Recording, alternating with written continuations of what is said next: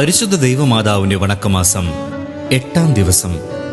പരിശുദ്ധ കന്യകയിൽ സകല സുഹൃതങ്ങളും അതിന്റെ ഏറ്റവും വലിയ പൂർണ്ണതയിൽ പ്രശോഭിച്ചിരുന്നു.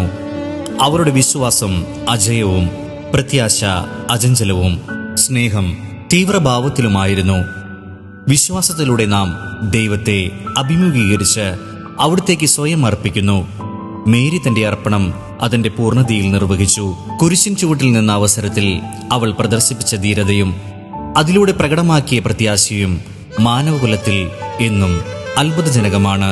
മേരിയുടെ ദൈവസ്നേഹമാണ് ദൈവമാതൃത്വ സ്ഥാനത്തിന് അവളെ പ്രാപ്തിയാക്കിയത്. നീതി, വിവേകം, ധൈര്യം, വിനയം, സേവനസന്നദ്ധത, അനുസരണം, ശാലീനത, ലാളിത്യം മുതലായ എല്ലാ ധാർമ്മിക സുഹൃതങ്ങളും പരിശുദ്ധ കന്യകയിൽ നിറഞ്ഞിരുന്നു. പരിശുദ്ധ കന്യക ദേവാലയത്തിൽ പ്രാർത്ഥനയും തപസ്സും അനുഷ്ഠിച്ചുകൊണ്ടാണ് ജീവിച്ചിരുന്നത്. സദാ പ്രാർത്ഥനാനിരതമായ ജീവിതമാണ് അവൾ നയിച്ചത്.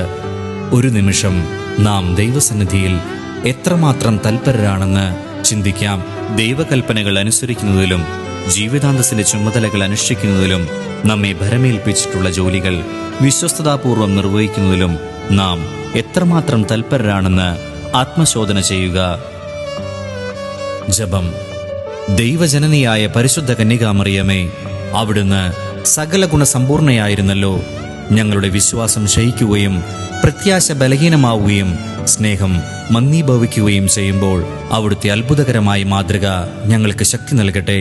ആകയാൽ ദിവ്യജനനി, ഞങ്ങൾ അങ്ങയുടെ സുഹൃതങ്ങൾ അനുകരിച്ചുകൊണ്ട് പരിപൂർണമായ ക്രിസ്തീയ ജീവിതം നയിക്കുന്നതിനുള്ള അനുഗ്രഹം ഞങ്ങൾക്ക് നൽകണമേ. സജീവമായ വിശ്വാസവും അചഞ്ചലമായ പ്രത്യാശയും തീക്ഷ്ണതയുള്ള സ്നേഹവും മറ്റ് ക്രിസ്തീയ സുഹൃതങ്ങളും അഭ്യസിക്കുന്നതിനായി ഞങ്ങൾ പരിശ്രമിക്കുന്നതാണ്. ഞങ്ങളുടെ ബലഹീനതയെ അങ്ങ് പരിഹരിക്കണമേ. സുഹൃത ജപം.